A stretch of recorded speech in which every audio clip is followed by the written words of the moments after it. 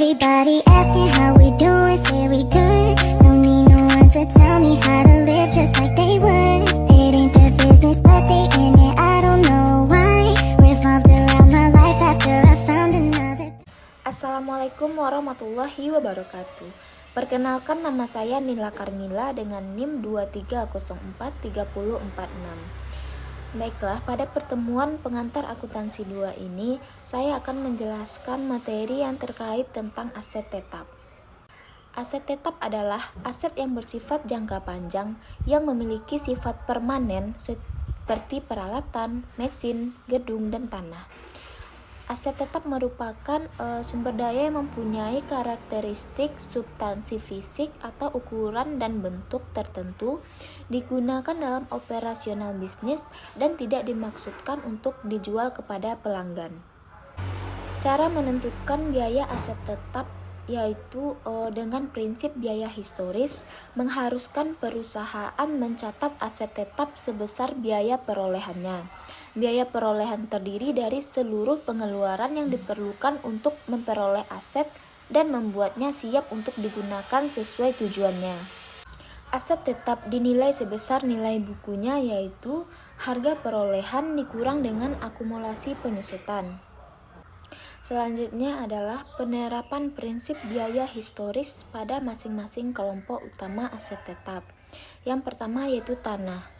Biaya yang termasuk ke dalam tanah ini yaitu harga pembelian tunai, biaya penutupan seperti hak milik dan biaya pengacara, biaya komisi perantara real estate, dan pajak properti yang masih harus dibayar, serta hak gadai lainnya yang ditanggung oleh pembeli. Contoh kasus dari penjumlahan biaya dari aset tanah ini yaitu diasumsikan Hayes Company mengakuisisi real estate dengan biaya tunai sebesar $100.000. Properti tersebut berisi gudang tua yang diratakan dengan biaya bersih sebesar $6.000. 7.500 biaya dikurangi dengan 1.500 hasil dari bahan yang diselamatkan. Pengeluaran tambahan adalah biaya pengacara sebesar $1.000 dan komisi broker real estate sebesar $8.000. Harga perolehan tanah adalah $115.000. Maka penghitungannya yaitu harga tunai properti sebesar $100.000 ditambah dengan biaya pemindahan bersih gudang yaitu 7.500 dikurang 1.500 yaitu sebesar 6.000, lalu ditambah dengan biaya pengacara sebesar $1.000, biaya komisi broker real estate sebesar 8.000, maka didapatkan hasil biaya tanah sebesar $1.015. Untuk mencatat jurnal pada perolehan tanah tersebut yaitu kas di debit sebesar 115.000 dan tanah di kredit sebesar $115.000. Aset yang kedua yaitu gedung. Gedung merupakan fasilitas yang digunakan dalam operasional seperti toko, kantor, pabrik, dan rumah. Suatu bangunan dibeli dan mengeluarkan biaya-biaya termasuk harga pembelian, biaya penutupan seperti biaya pengacara, asuransi kepemilikan, dan lain-lain, dan komisi broker real estate. Biaya untuk membuat bangunan siap digunakan sesuai peruntukannya termasuk pengeluaran untuk renovasi, pemasangan, dan penggantian atau perbaikan atap, lantai, kabel listrik, dan pipa ledeng. Aset yang ketiga yaitu peralatan. Peralatan mencangkup aset yang digunakan dalam operasi seperti counter check out toko, perabotan kantor, mesin pabrik, truk pengiriman, dan pesawat terbang. Biaya dari peralatan seperti kendaraan rent a wreck terdiri dari harga pembelian tunai, pajak penjualan, biaya pengiriman, dan asuransi selama transit dibayar oleh pembeli.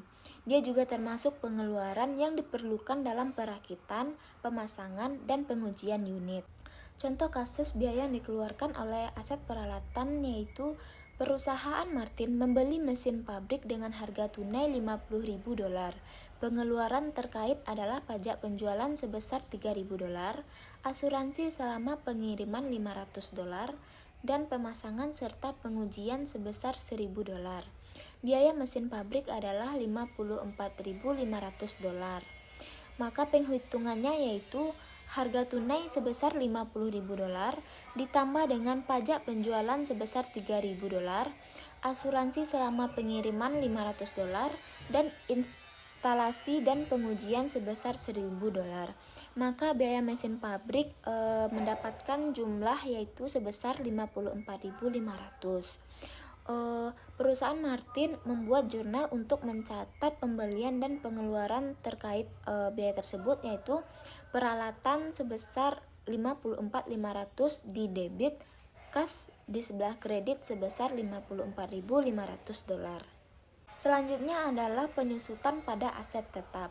Penyusutan adalah proses pengalokasian biaya suatu aset tetap ke dalam beban selama masa manfaatnya dengan cara yang rasional dan sistematis. Penyusutan tidak berlaku pada tanah karena kegunaan dan kemampuan menghasilkan pendapatan secara umum tetap utuh dan seiring berjalannya waktu. 3 cara metode penyusutan pada aset tetap, yaitu pertama dengan metode garis lurus, kedua dengan metode unit produksi, dan yang ketiga yaitu dengan metode saldo menurun. Selanjutnya membandingkan ketiga metode penyusutan menggunakan data berikut. Untuk truk pengiriman kecil yang dibeli oleh Brabs Florist pada tanggal 1 Januari 2017, biaya yang dikeluarkan yaitu $13.000. Nilai sisa yang diharapkan yaitu sebesar $1.000. Estimasi masa manfaat dalam tahun yaitu selama 5 tahun. Perkiraan masa manfaat dalam mil yaitu 100.000. Untuk metode yang pertama yang kita gunakan yaitu metode garis lurus. Berdasarkan metode garis lurus, perusahaan membebankan jumlah penyusutan yang sama untuk setiap tahun masa manfaat aset. Hal ini diukur hanya dengan berlalunya waktu. Pada tahun pertama, menghitungnya yaitu dengan biaya dikurangkan dengan nilai sisa. Biaya yaitu $13.000 dikurangkan dengan nilai sisa sebesar $1.000. Maka dapat hasil biaya yang dapat disusutkan sebesar $12.000. Biaya yang disusutkan sebesar $12.000 dibagi dengan masa manfaatnya selama 5 tahun, maka dapat beban penyusutan tahunan sebesar $2.400. Menghitung tingkat penyusutan tahunan. Dalam hal ini tarifnya adalah 20%, di mana didapatkan dari 100% dibagi dengan masanya yaitu 5 tahun. Dapat hasilnya yaitu 20%. Ketika perusahaan menggunakan tarif garis lurus tahunan, perusahaan menerapkan tarif persentasi terhadap biaya penyusutan aset. Dapat kita lihat dari tabel berikut. Perhatikan bahwa biaya penyusutan sebesar $2.400 adalah sama setiap tahunnya. Nilai buku dihitung sebagai biaya dikurangi akumulasi penyusutan. Pada akhir masa manfaat sama dengan nilai sisa yang diharapkan sebesar $1.000. Metode yang kedua yaitu metode unit produksi. Perusahaan memperkirakan total unit aktivitas selama seluruh masa manfaat dan kemudian membagi unit-unit tersebut menjadi biaya yang disusutkan. Angka yang dihasilkan mewakili biaya yang dapat disusutkan per unit. Biaya penyusutan per unit kemudian diterapkan pada unit aktivitas selama tahun tersebut untuk menentukan beban penyusutan tahunan. Asumsikan Brabs Florist mengemudikan truk pengirimannya sejauh 15.000 mil pada tahun pertama. Maka dapat kita hitung yaitu biaya yang dapat disusutkan sebesar 12.000 dibagi dengan jumlah unit kegiatan yaitu 100.000 mil. Maka dapat hasilnya biaya yang dapat disusutkan per unit adalah $0,12. Biaya yang dapat disusutkan per unit 0,12 tersebut dikali dengan satuan kegiatan sepanjang tahun yaitu sebesar 15.000 mil. Maka beban penyusutan tahunannya mendapatkan hasil sebesar $1.800. Yang ketiga yaitu metode saldo menurun.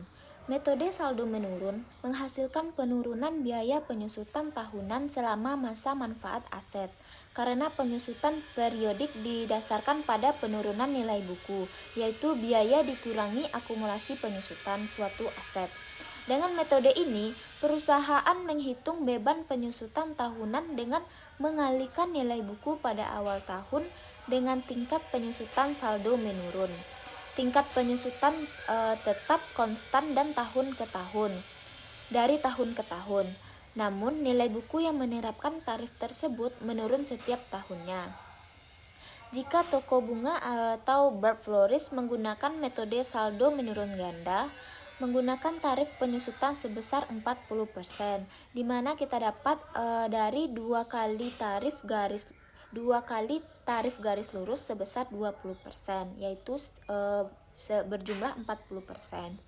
Maka penghitungannya yaitu nilai buku per tahunnya $13.000 dikali dengan tarif penyusutan sebesar 40%, maka mendapatkan beban penyusutan sebesar 5.200.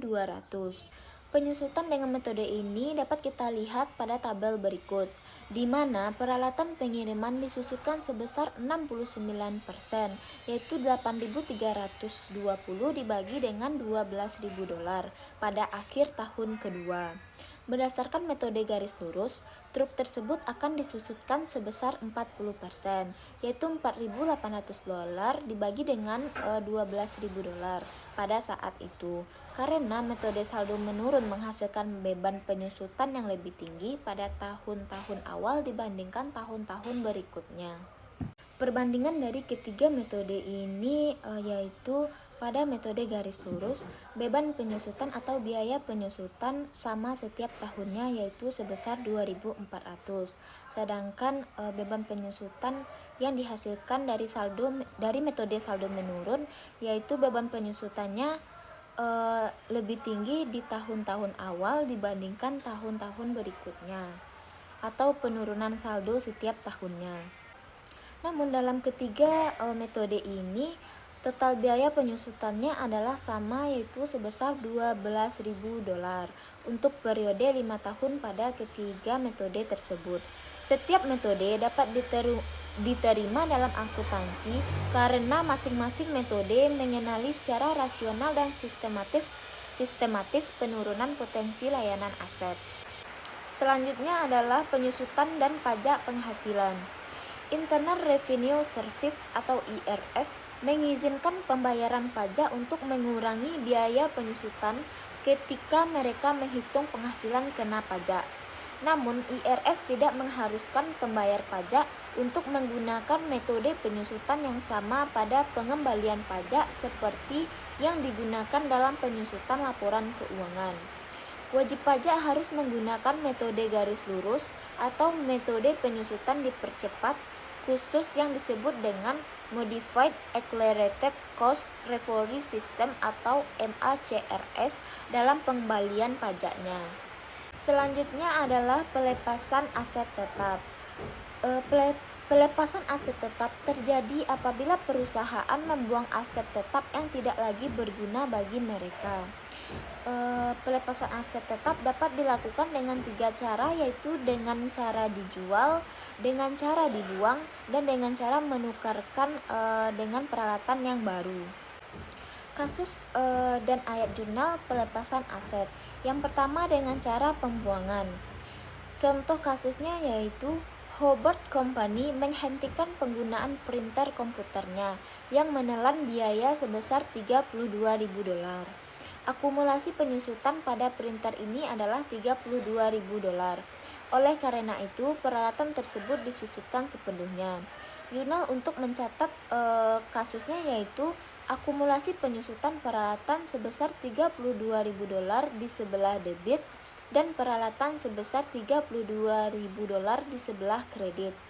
Yang kedua yaitu dengan cara menjualnya. Pada tanggal 1 Juli 2017, perusahaan Wright menjual perabot kantor seharga $16.000 secara tunai. Perabotan kantor awalnya berharga $60.000. Pada tanggal 1 Januari 2017 telah terakumulasi penyusutan sebesar $41.000. Penyusutan untuk 6 bulan pertama tahun 2017 adalah $8.000. Wright mencatat beban penyusutan dan memperbarui akumulasi penyusutan hingga 1 Juli dengan jurnal sebagai berikut. Tanggal 1 Juli, beban penyusutan di sebelah debit sebesar $8.000 dan akumulasi penyusutan peralatan di sebelah kredit sebesar $8.000.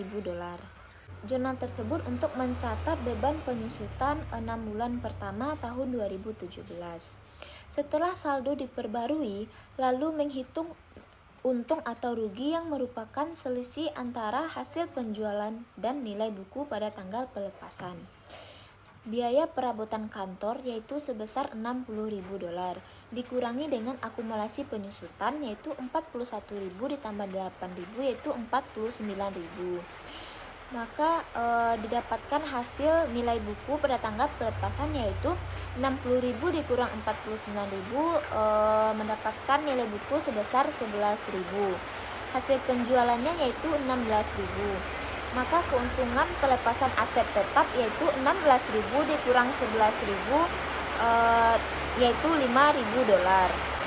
Jurnal untuk mencatat kasus ini yaitu kas di sebelah debit $16.000, akumulasi penyusutan peralatan di sebelah debit $49.000, peralatan di sebelah kredit $60.000, dan keuntungan pelepasan aset di sebelah kredit sebesar $5.000. Jurnal tersebut kita gunakan jika kita mendapatkan keuntungan. Untuk kerugian pada penjualan, asumsikan bahwa alih-alih menjual perabot kantor seharga $16.000, Wright menjualnya seharga $9.000. Dalam kasus ini, Wright menghitung kerugian sebesar $2.000 sebagai berikut. Biaya perabot kantor $60.000 dikurangi dengan akumulasi penyusutan $49.000, maka didapatkan nilai buku pelepasan sebesar $11.000. Hasil penjualannya yaitu sebesar $6.000, maka kerugian pelepasan aset tetap sebesar $2.000.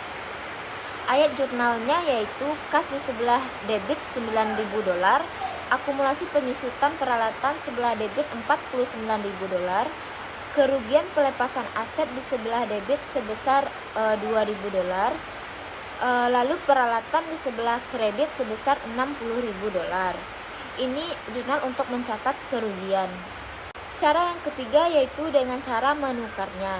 Perusahaan menukar mesin lama yang dimiliki dengan mesin yang baru. Pada kasus ini untuk menyesuaikan dengan kasus sebelumnya kita asumsikan penilaiannya yaitu dengan dolar. Mesin lama diperoleh dengan harga $50.000. Akumulasi penyusutan dari mesin lama tersebut yaitu sebesar $25.000. Sedangkan untuk harga mesin yang baru didapat dengan harga $55.000. Sehingga kas yang harus dikeluarkan perusahaan untuk mesin baru sebesar $32.000. Dalam kasus di atas, perusahaan mengalami kerugian atas pertukaran sebesar $2.000.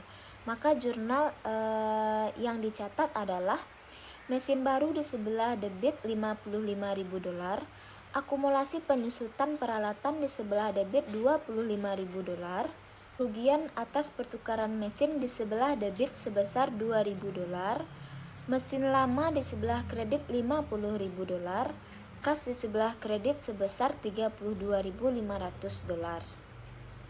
Sekian penjelasan materi dari saya. Jika ada salah dan kurang mohon dimaafkan. Wabillahi taufik wal hidayah. Assalamualaikum warahmatullahi wabarakatuh.